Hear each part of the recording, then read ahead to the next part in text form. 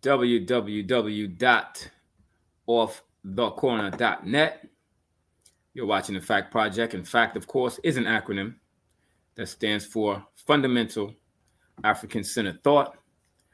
The goal here on the Fact Project is to convey some facts and some information to members of our community. We have joining us today one of my favorite guests, someone that always brings a good energy and brings that power, Reverend Edward Pinkney. Peace, Reverend Edward Pinkney. Thank you for joining us today on the Fact Project, brother. Oh, it's my pleasure. I mean, it's an honor to be here today. I tell you, I'm excited because it's just so much is happening in the world that we need to talk about it. Okay, absolutely, absolutely. And before we talk about what's going on in the rest of the world, you're a faith leader, but you were also on the front line of the Flint water crisis. And Benton Harbor. And Benton Harbor water. And Benton Harbor water crisis. Okay. So let me ask you this, just to give a little context for the people that might be seeing you for the first time, because we get new viewers all the time. What is the background? What can you tell us about the origin of the Benton Harbor and Flint water crisis? Well, here's the thing: the Benton Harbor water crisis and the Flint. If there was no Flint water crisis, you would never have known about the Benton Harbor water crisis. You see. And one thing, when things happen in a black community, most of the time, white folks really don't care. Also, you have black folks that's in power who really don't care. You see, that's what you're dealing with. I was very instrumental in getting people to move and understand the condition of the water crisis that was in Flint, Michigan, and also down here in Benton Harbor. See, Flint started in 2012. Benton Harbor started in 2018. So it was no Flint crisis. It could not have been a Benton Harbor crisis. But what we did, we went for the throat. We didn't just sit back and let them dictate to us what we need to do. My team, we went together, we went straight to Biden's office. We went straight to his office. We filed this complaint. It's called a petition that you file. And once you file that petition, what you're doing, you're putting the United States government on notice that you're about to be sued. And that was so powerful that we had a press conference and we brought in probably over 100 newscasts. It was done by Zoom. Because during that period of time, you had to do it by Zoom. And there was no face-to-face. And that was to our credit because we really exposed a condition that nobody really cared about. You see, and by filing that petition with Joe Biden office, it got the wheels turning. Not only for us, but also to help complete Flint. You see, because they think black people do not know how to do anything. You as a black person, you don't know how to do nothing unless you have white people. You see, we are a black organization. If you want to come in, you're not coming in to lead. You're coming in to follow us and support us. That's all you're doing. You the leadership, we got that under control. But you learn from that because you're dealing with people who, like I said, who have no respect for black people, especially the water crisis. Yeah. Okay. So I saw, and anyone can go online and see this. There was a video of the elected officials. I believe it was in Flint, and they're basically pushing the button that channels the water from one place to another where it's coming from a different source, and this is what polluted the water. Were there? I mean, some of them were elected officials. I believe all of them were elected officials. Were there any black elected officials? Because I saw the video, and I believe I saw a black elected official there as they were pushing the button. It was several. Here's what they did. They switched from Detroit water to Flint water by pushing the button, just like you said. And by doing that, the Flint water was contaminated. And rather than check it and have it inspected, they immediately started the residents of Flint, Michigan, using and drinking that water. They became sick and ill. several people died from that water. Mm. Several. And but here's the thing. Most of the time, like I said before, nobody really cares because it's black people. When it see, and let me go back to black people didn't really care. They thought it was just a coincidence that Mm. something like this could happen. Nobody put that pressure on them like they should until all of us came together. We made it happen. It's a whole different ball game now. Just the thing is, I don't know whether would be successful if it happened tomorrow with the same tools that we used before. I don't see it because you got a whole different horse in that office now who Okay, care so less about black people. I also want to talk about the attack on the black vote. We're going to come back to that. But what is the latest with the Benton Harbor and the Flint water crisis? Has there been any resolution to either one? Well, we have completed um, the removal of all lead pipe. Flint is they're about 3 to 4%. There's 97% is completed, and the lawsuit in Flint, the class action lawsuit in Flint, has been settled, but the money has not been distributed. Uh, the class action lawsuit in Benton Harbor, where we're fighting for our life because you got the black elected officials fighting against the people to make them whole. You see, we got people actually we got all black city council. You see, and we got 6 of them. I call them Sambos. And the reason I use that term Sambo, that's anybody who's been robbed of themselves. Mm. You know, they be out here buck dancing, buck kissing, boot licking, and doing all this stuff for a Whirlpool Corporation and for the white administration, not caring about the residents of Benton Harbor. You see, they don't get it. We're suing the city, but we're suing your insurance company. They're fighting with all they have to do is push the button again and just say, yes, we did wrong, what we did. Let's even if you don't admit, let's make the community whole. And that's what they failed to do. Okay, so the also now here's another problem with as it relates to state of Michigan, but we're seeing this all over the country in one accord, which means obviously this was planned. But the gerrymandering and the way they breaking up the districts so that the black vote has less power. What can you tell us about that? Well, it's supposed to be done every 10 years during the census.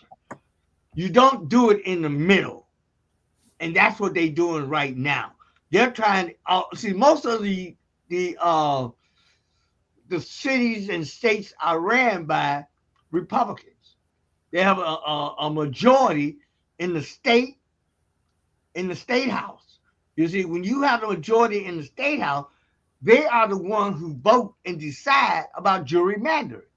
If me and you go to the state house and we have a majority and we say, well, let's change the district so we can get more black votes, then you can do it. You can't do it unless you have the majority in the state house, and you got to have the Senate and the House. You can't have just one. You got to have both. And in this case, they got both. Most of the states, and that's what they're doing here in Michigan. Now, they don't have both. They only have one, I believe, and I think that's the only reason why they can't do it here.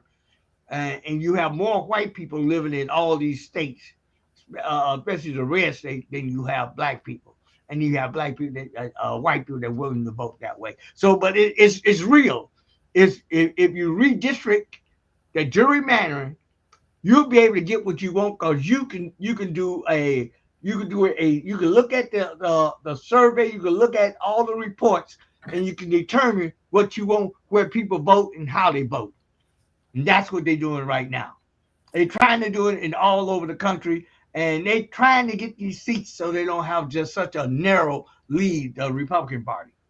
So now let me ask you this: the Democrats, to me, seem to have no real response. Either that, or they're going along with it. How do you see that?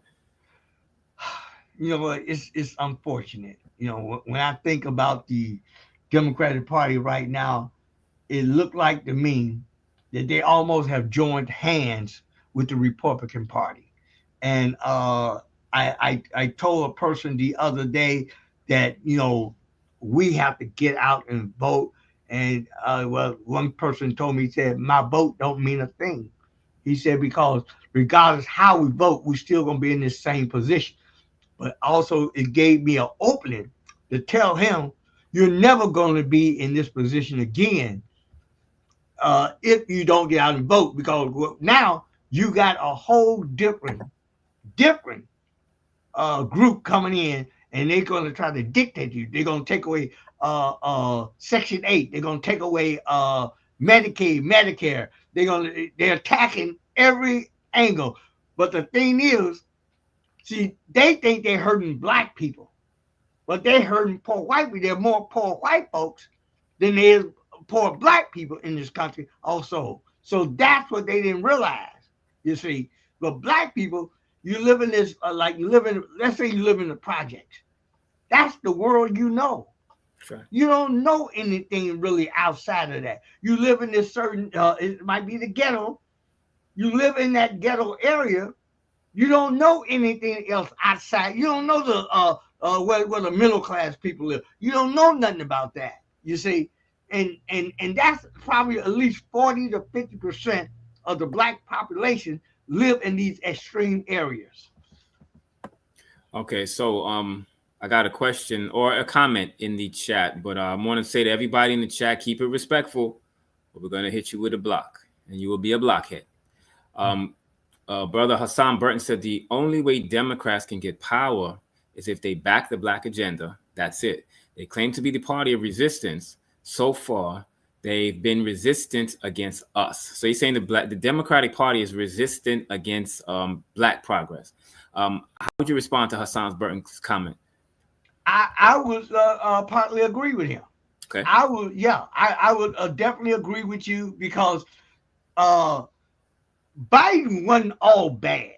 You see, we got a couple of chips in, but every chip that we got when let's say when the Obama people, he was like he said he was going to be the president for everybody, but we was the one who needed his help. Black folks needed Obama to make some laws that would help us to actually balance the scale. And Obama didn't do that. He did whatever they told him to do. That's what he did. That's why they say he was a good president, because he didn't have none of those skeletons that a Trump has or anyone else had. But I personally believe that if we don't make a strong block and do something immediately to stop what's going on, we might have to get on the Democrat tail and force them to do something that they never done before. Listen to us.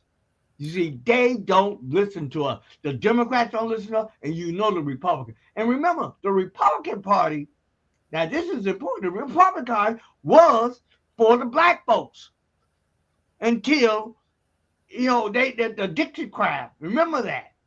They came into power. Now, what we have now, we have a problem with the Dixiecrats and the Republican Party. We don't know which side that we're going to be on. Right. Okay. So here's my thing. I say this. Most of the progress we made as black people in America did not necessarily come from voting. So, for example, the end of enslavement didn't come by way of the vote. The end of segregation didn't come by way of the vote. The Voting Rights Act itself didn't come by way of the vote. These things came about through organizing and agitating and boycotting and so forth. Should we just rely on voting, or is there another strategy that we should be able to exemplify at the same time? We should use every tool in our toolbox. You can't rely on voting. Voting is not going to get you there, because remember, it's more of them than us. You see, all we can do is support the Democratic Party and tip that scale. That's what we do. You see, when we all get out and vote, we tip the scale. But when we don't vote, then we have that imbalance.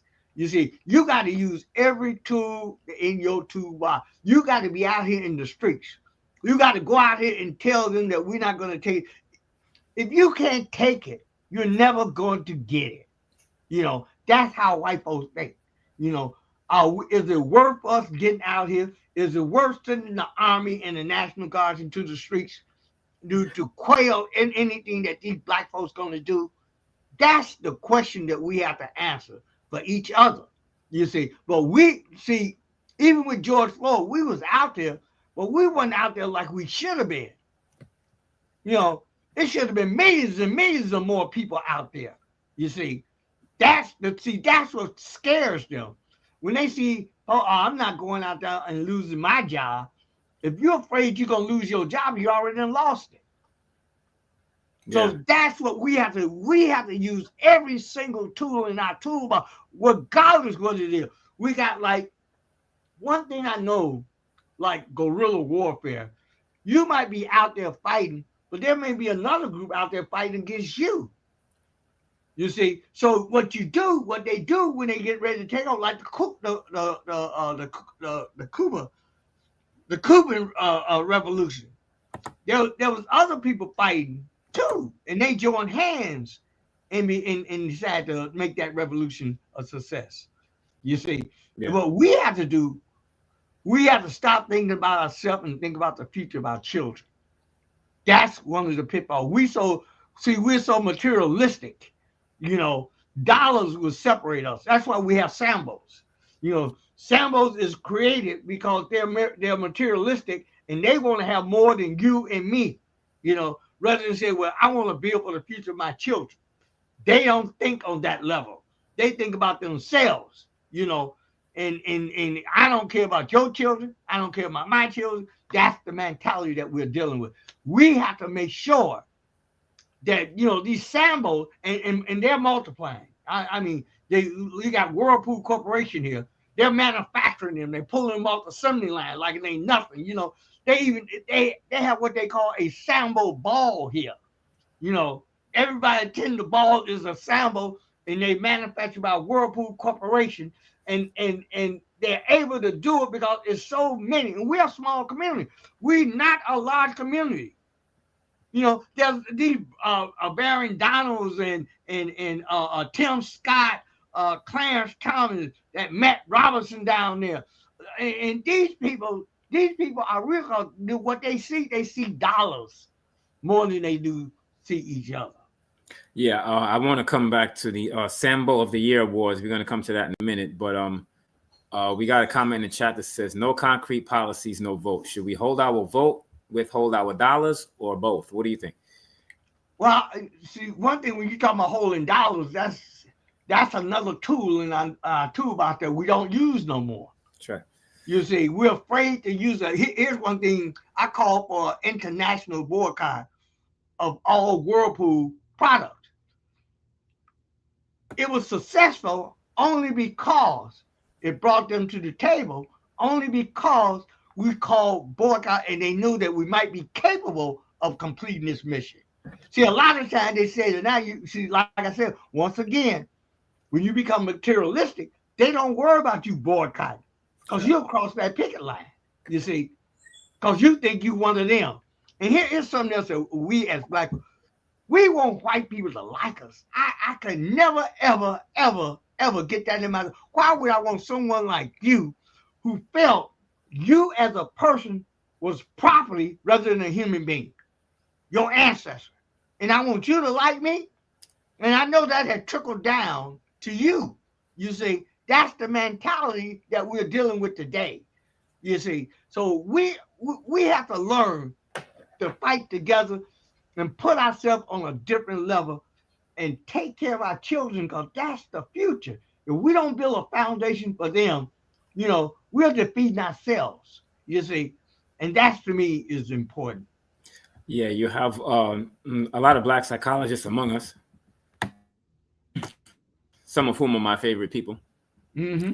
and they talk about the black want or desire for white approval, and many of them relate that to Stockholm syndrome. Do you agree with that?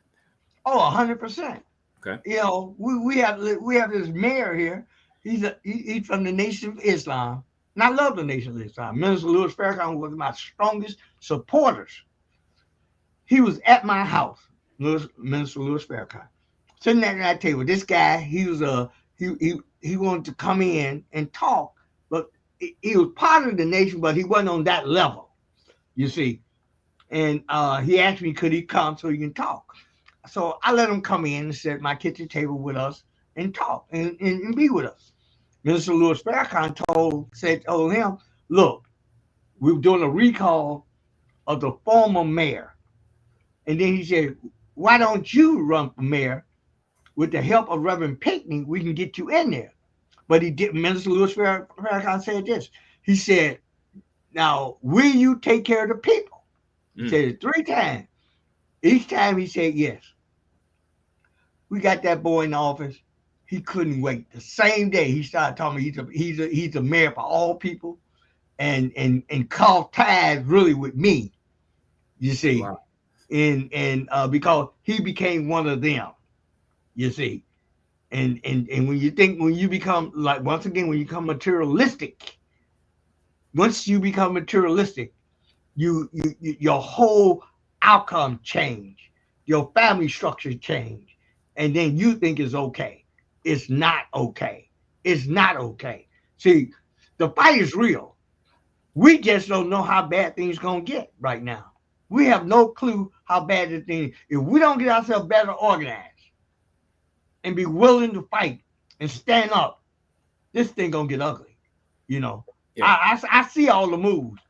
We be playing checkers, they play chess. So now it's time for us to start playing checkers and trap that king.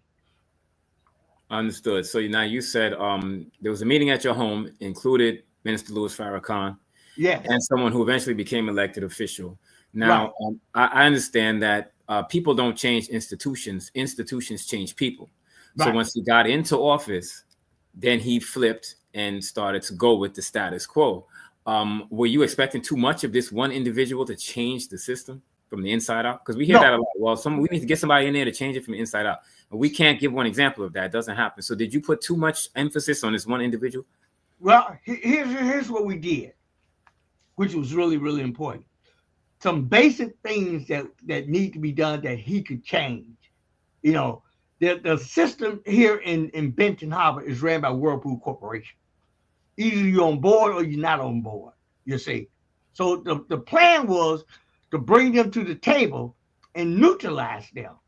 So we're not going to get everything we want, but we can get some things that we didn't have. So that was the plan with Minister Louis Farrakhan too. He said, well, we know what we need to do, always, but soon as you don't get on that ship, as soon as you become elected official, that sends a bad message because that wasn't your message before you got in there. So we didn't expect more from him. We just expect him to do the right thing. When you expect someone to do the right thing, it's a whole different ballgame. Just do what's right for the community. It don't matter. You know, we can't be no worse off. You see, because this is one of the poorest communities in the whole nation. So Now, your job is to just help the people any way you can and let the people help themselves. now, Reverend Edward Pinkney, why did he flip-flop so fast, though? Money. Money. Okay. The mayor before him had a job at the hospital making $175,000 he didn't even have to go to. So he wanted that same. He wanted the same thing. He wanted. I want me a job that pays well that I don't have to go to, and that's what it was, and that's what he got. You know. So now, the outcome of elections are questionable these days, and I've seen allegedly they're telling us that Donald Trump won the popular vote, won every swing state, and we know the voter suppression that they're involved in. we haven't seen a Republican win the popular vote in at least 40 years.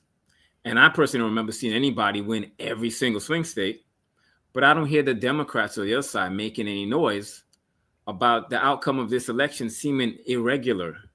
You have any thoughts on that? Oh, absolutely. See, one thing, Harris was a female, a black female.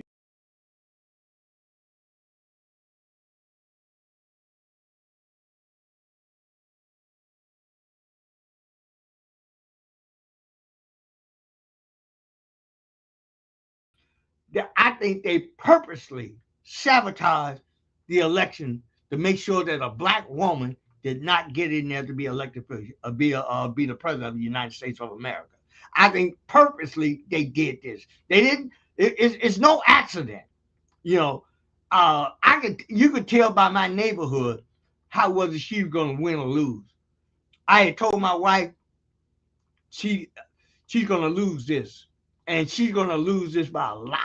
I said, because you could tell the white people, we got St. Joe, Michigan right across. You could tell by the way they was at. They were not going to vote for a black woman. It wasn't going to happen. You see, because this is one of the most racist areas in the nation down here. And they wasn't going to do it.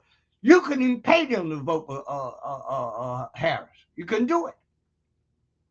And the Democrat, really, you can tell the way the Democrats, what the Democrats are doing right now is what they did when she was running for office.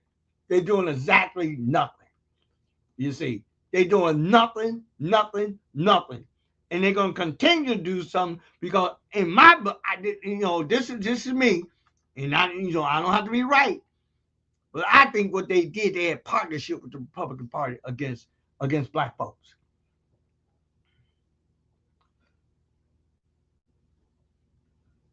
It seems that way.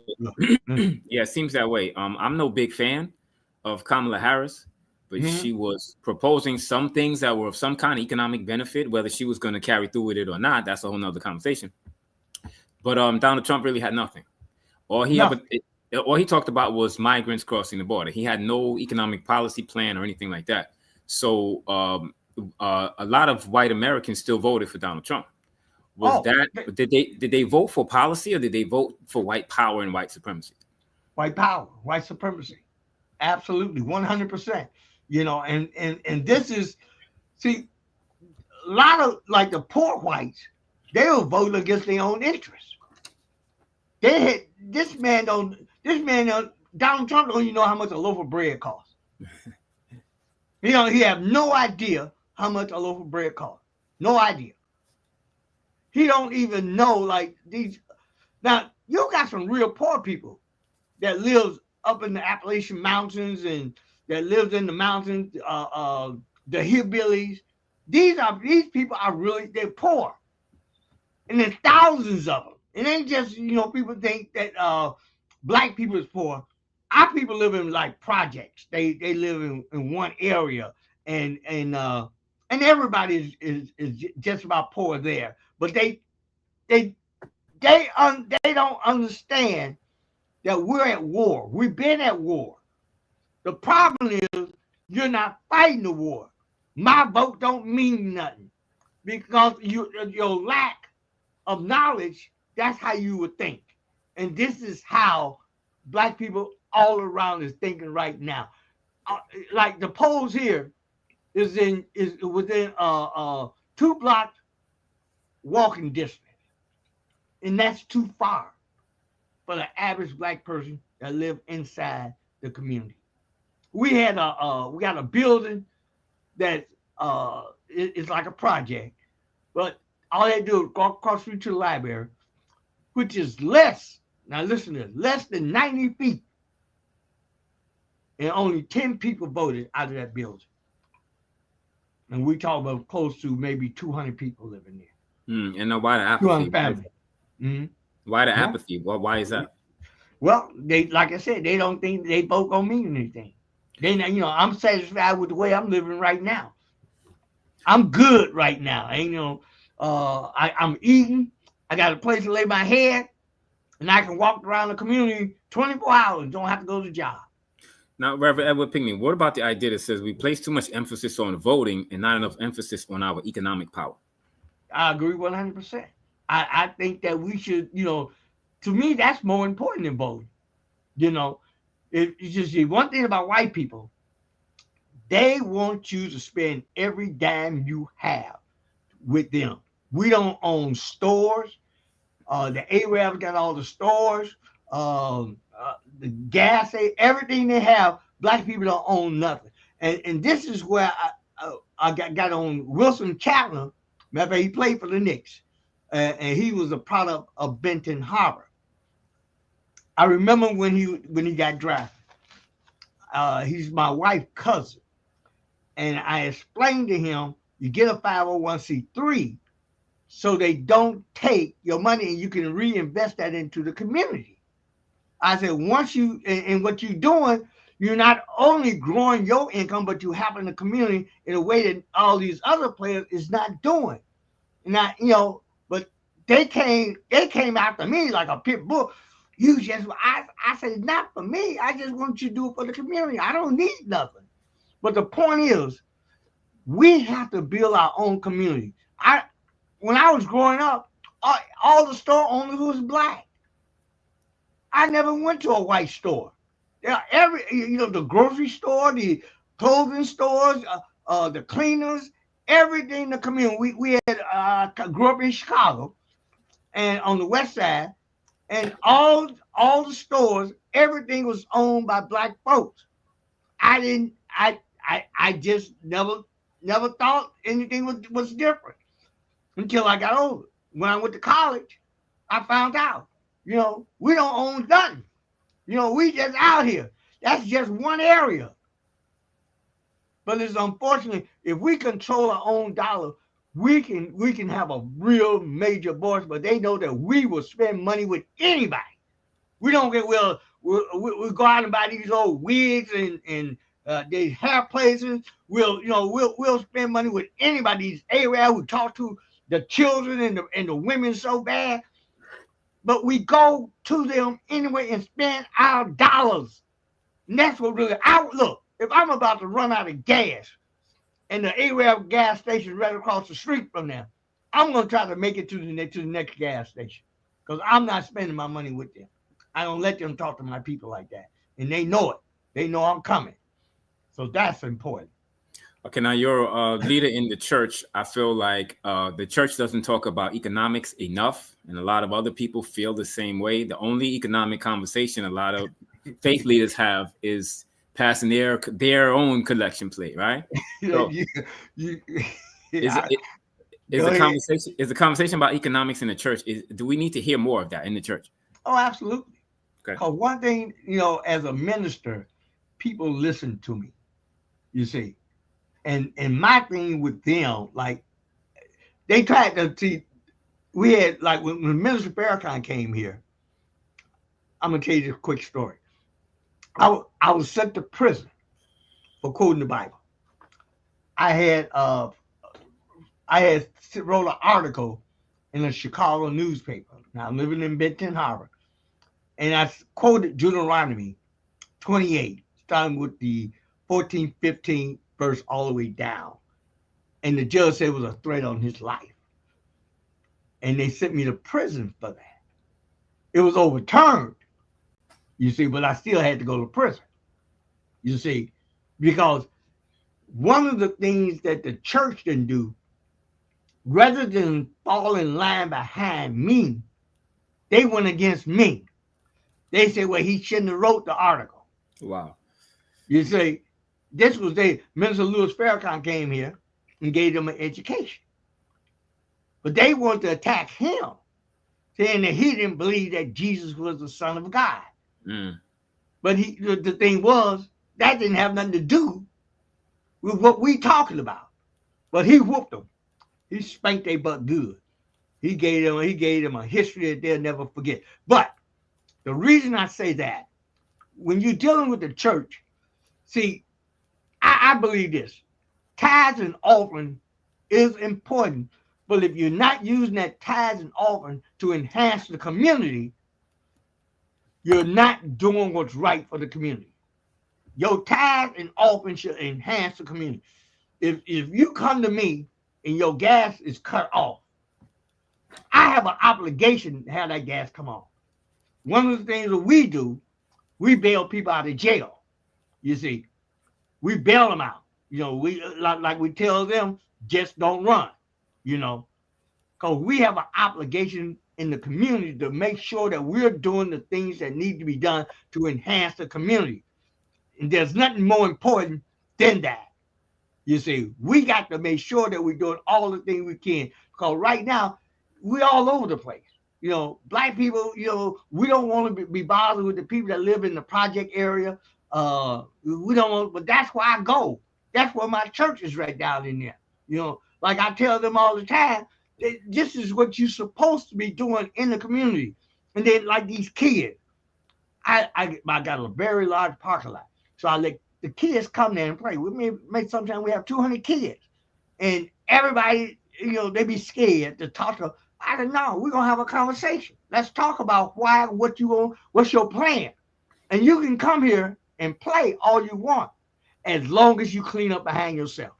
If you don't, then you're gonna have a problem with me. And I let them know that. So that's how we get things done. But anyway, the minister has been good to this community, but I could not figure out why someone would jump ship on us and do things and start promoting the system rather than the people. That's our problem with him. Okay, now the great Dr. John Henry Clark talked about faith leaders. Some of them on airplanes and Bentleys, and they wear all this elaborate jewelry. He said if you were really serving the people, you wouldn't have that kind of money to spend on yourself. Do you agree with that assessment? Oh, I strongly agree with that. Strongly. And here's the thing.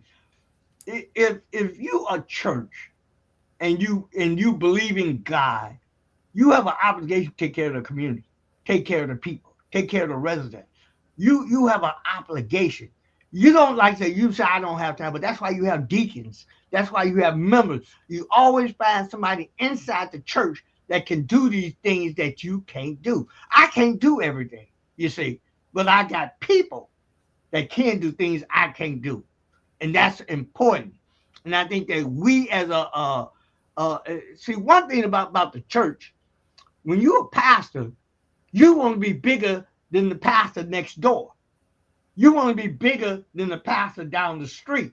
You want to, even though y'all may have only 8, 9 members, rather than, to me, merging together and building on that foundation. And see, one thing I believe in people power. I believe if you have enough people, you can do a lot of things and people take them. That's why they took notice to me. That's why I went to jail for quoting the Bible. You see, if it was just 1 or 2 of us, if it was just 3 or 4, I would never win, But they saw the power. Then they saw how powerful that was. See, it was so powerful that I received a letter from the Vatican and supported me, and also wrote a brief for me to show that was not a threat on anybody's life. I went to the Baptist, they went to the Baptist convention to get them. They really didn't want to get involved, but we maybe had 25 universities writing briefs on that. You see, and I think we got to teach the pastor to be a pastor. It's not just getting up on Sunday preaching, and if you're going to preach about something that's going to also help your community and enhance our children and residents' future. Exactly. I agree with that 100%. I'm not in the church myself, but I feel as long as a person like you has that kind of influence, you should be using that influence to tell people to, telling them things that they need to know in order to create an independent reality for themselves. And I'm just not seeing that in the church. The church will just tell you to pray and just hope for the best. And some people would just say, pray and vote. And then, things will be better this time. And things never seem to change. So I think the church definitely needs to take more of an active role in teaching Black liberation, independence, freedom, and empowerment. But having said that, You went to prison behind a dust up in a situation you had with the Whirlpool Corporation. Uh, Yes. was Whirlpool funding any local elected officials? Like, how did they even get to that point? Well, one of the things, like I told you earlier about this guy Hightower, he had this job at the hospital making $175,000, didn't have to go. Uh, this is how they fund money into community, not just here, all over the country. You know, certain jobs they give people who they can. Everybody's not going to go for it, but you can also bet if you think you can get $175,000 a year and just have to just do what they want you to do, you're gonna do it. And most of the time people will. That's when you become materialistic. You do things like that because you don't care who you hurt, who you destroy. You care less about the community. Your job is to make sure that you enhance yourself rather than anything else. So that's how that operates. When we talk about people doing things, it's not fair. It's not fair to our community that you come in and gonna live well off of us and then try to destroy us. Right now, Whirlpool got a plan. It's a master plan that they had put together, and now they're executing that master plan right now, right before your very eyes. And there's nothing you can really do because they got the elected officials in their pocket to achieve whatever they want to accomplish. Okay, I'm gonna pivot a little bit. The state of occupied Palestine and the state of Israel. Is Israel a military outpost for the United States? Why are they allowing the genocide to continue? They basically the same people. See, look, anytime that you kill women and children, knowing that they're not soldiers, there's a problem. And this is, and I'm not really a Palestinian fan or one of them Jew boys fan. I'm not, but because I'm upset the way they treat black people, period. But I am standing saying that they have no right to slaughter those people, and that's what they're doing. And walk around with the title Jew. Them are fake Jews. They not real Jews. They just there. They left there black and came back white. That's how they say it. And this is what they doing. And the United States is supporting them 100%. You see, killing the children. They know. Look, the Palestinians they didn't have no army. They didn't have like weapons like they do, and they're having a hard time just really defeating them. They're destroying the country, but they're having a hard time defeating them, and they don't have weapons. They don't have weapons like that, and they know it. They don't have a tank. They don't have none of that stuff. You see, airport. They don't have nothing like that. They just a group of people they got rocks and sticks. That's how they fight. You see, and these guys got nuclear bombs and everything. And they just slaughtering them, and the world is sitting back accepting it. You see, that's the problem. You see, even black people, you very seldom hear black people talk about the Palestinians. And like I said, I'm not a fan. I don't really like them that well, but I like what's right. What they did, what they doing to them is wrong. If they get away with this, what's next? Exactly. You see? Exactly. Now there are some faith leaders in the black church that are saying that the state of Israel is some biblical thing. How do you respond to these people? They're trying to legitimize it. Oh, well, even so, that doesn't give them a reason to slaughter them. That don't give you. Every time they get settled, they move them. You got to pack up and move. You're talking about millions of people. And like I said, if they, here's what shocked me. The rest of the Arab nation is silent. That's what shocked me. You see these people getting slaughtered, and you're saying nothing. Yeah, why is that though?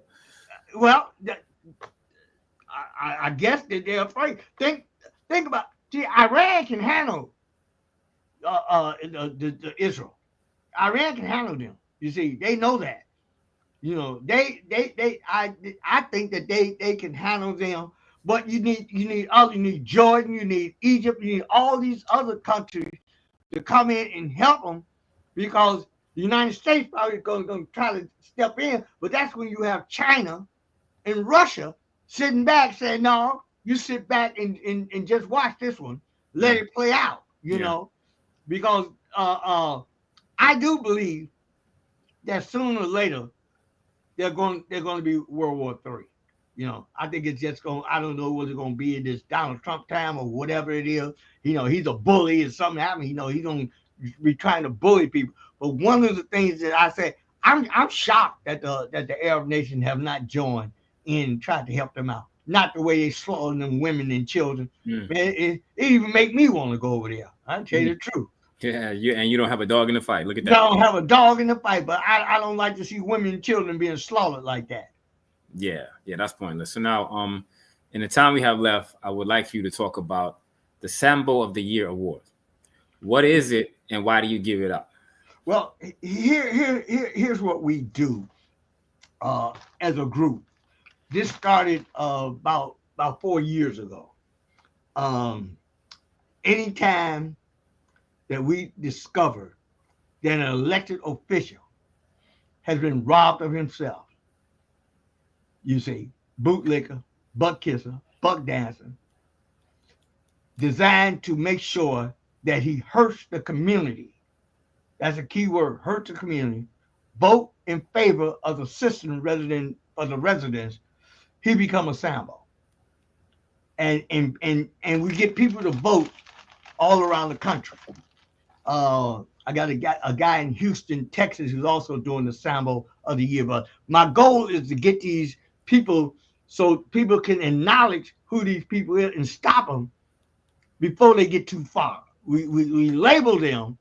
Just do the right thing. It's so simple to do the right thing. And then we get a chance to vote in the community on who's a Sambo, who's not a Sambo. If he's not a Sambo, don't vote for him. But we have found out that people call in and vote in this community for the Sambo. They'll call me and email me and we'll send it to Milwaukee. They'll add up all the votes and then we'll make a decision. Then what we do, we go against other cities for their Sambo. We pit our Sambos against theirs, and then we call it the Sambo Super Bowl, That's funny. which kicks off in February. February 1st, for a whole month, people can call in and voice their choice, who they want, who they voted for. And it's so big, like it started in Detroit. Detroit is the one, my good friends in Detroit, they was the first one to use the Sambo of the Year award for elected officials. They was the very first one. And so we picked off them. And then what happened was Houston, Texas picked, well, we all became like a team. We have a 6-man team. The team like in our bracket, we got Houston, St. Louis, Milwaukee, Columbus, Ohio, Cincinnati, Ohio, Raleigh, North Carolina, uh, uh, Charleston, South Carolina, North Charleston, Oklahoma City, and we have Kansas City, Missouri, like in our division. You see, and we have about 5 different divisions, and that we do this. Then we all 5 divisions select 2 teams, and we go to the Super Bowl, and in February, and take it from there. But it's also it keeps people active and alive and thinking that we're going to take care of our people, regardless what you think and how you feel. Everything is about our people. See, like we don't put enough emphasis on our people because a lot of times people just don't care. They don't care because they're too busy trying to feed themselves, feed Right. their family, they feed their children. A lot of times people just don't care. And to me that's important. And I was on this conservative talk show. I was on Forum last week, and I talked about that Charlie Kirk guy, and I told him who he was. I said, well, he got 4.7 million to start his organization from the billionaires. He got 4.7 billion and million, and he was getting millions every year, but he failed at what they wanted him to do. I said they wanted him to recruit white conservatives. And I told him that they wanted him to recruit white conservatives, and it wasn't working. It failed.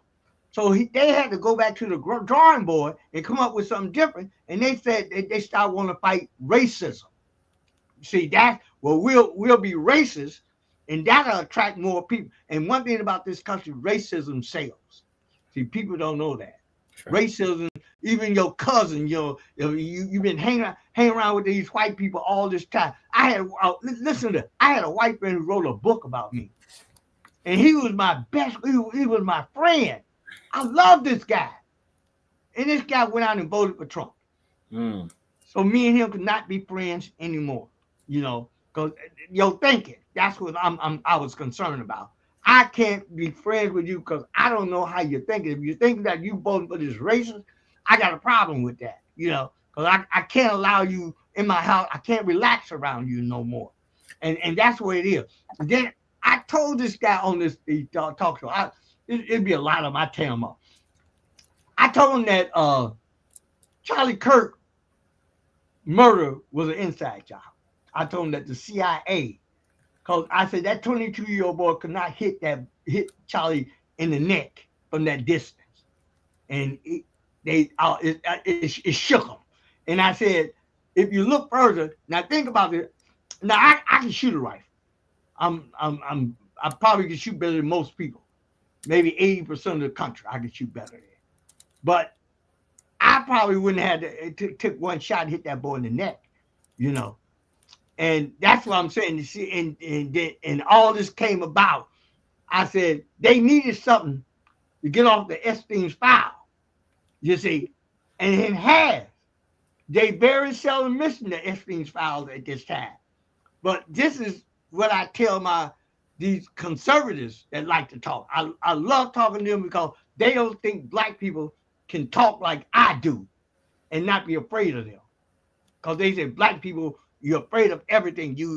We say boo, call the police, you run in and all this kind of stuff, But my thing is this: we as people, we can do something if we just put our pride aside and stop thinking about ourselves and think about the future of our children.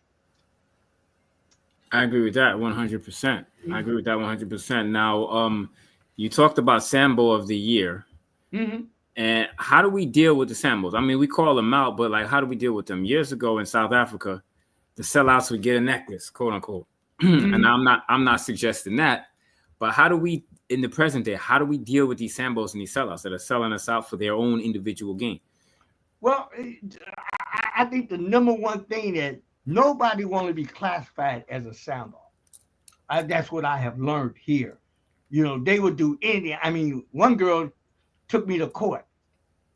And unfortunate for her, I already knew I had the upper hand.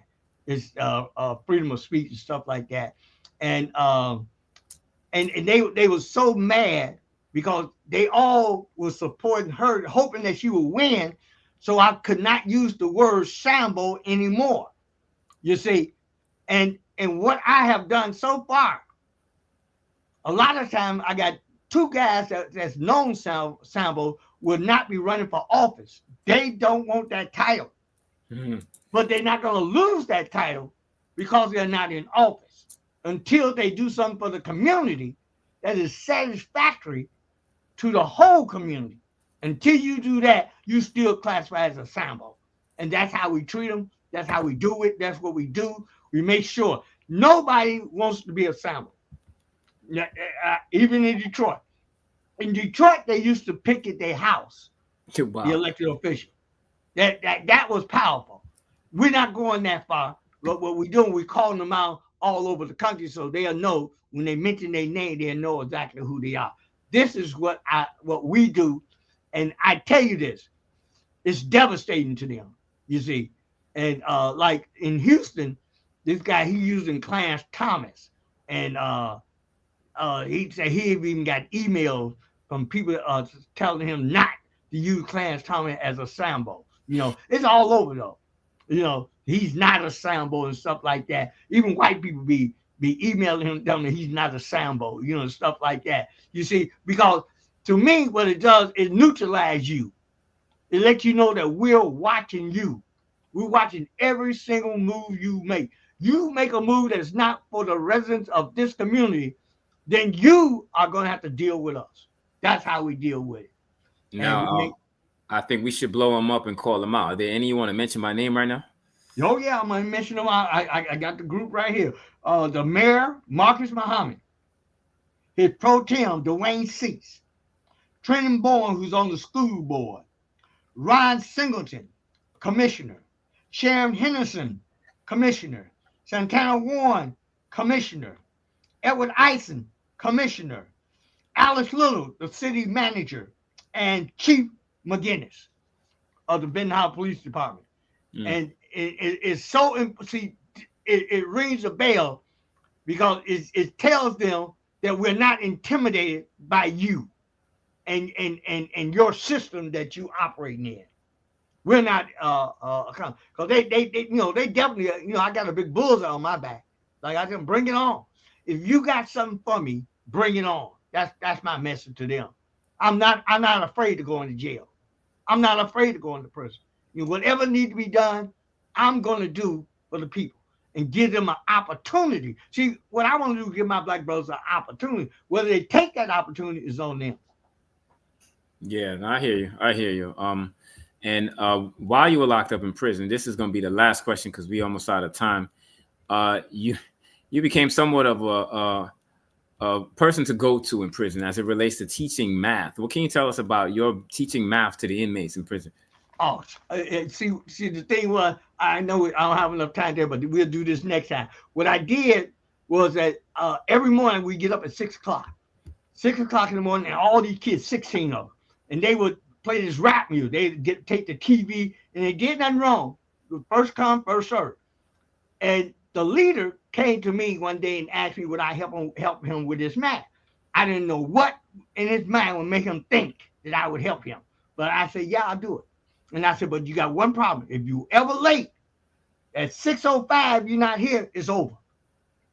And from him, all 16 came. And the good news, 14 of the 16 got their GEDs, and 14 of the 16 contact me now and talk with me. So wow. that was so powerful. That was so good that, I really love that. And anytime you can help somebody, help them. Help them. You see, you don't even have to like them to help them. People don't even like me sometimes, and I would help them. My wife always said, why are you helping them? They don't even like you. I said, well, that's not important. Was there any recidivism with the people that you helped that got out?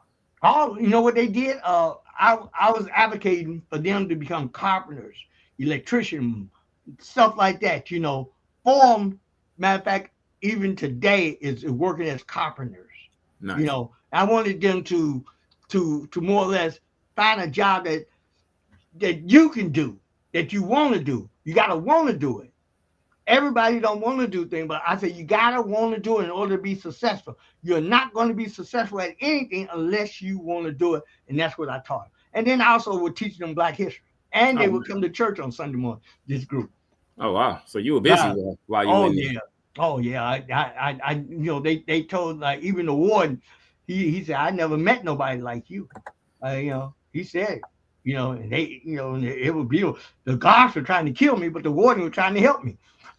So they were probably the people running the warden and so forth. They were happy to see you leave when you got out of there. Ooh, they were so glad I was gone. That day, my wife came to pick me up. They was all standing out in the yard, everybody waving and stuff. And the warden shook my hand and said, "Well, you know what? I'm hoping everything work out for you." I said, "It will. It's God's will." I said, "But if they got something for me, bring it on." That's what I tell them all the time. You got something, bring it on, because I can handle. I can handle whatever you dish out. I can handle. That's what I tell them.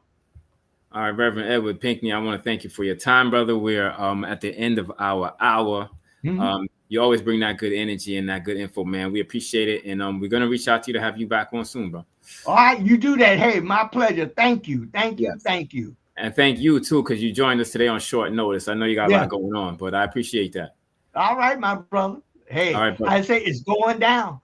It's going down. I like that. That's the Reverend Edward Pinkney, and that's his final word. It's going down.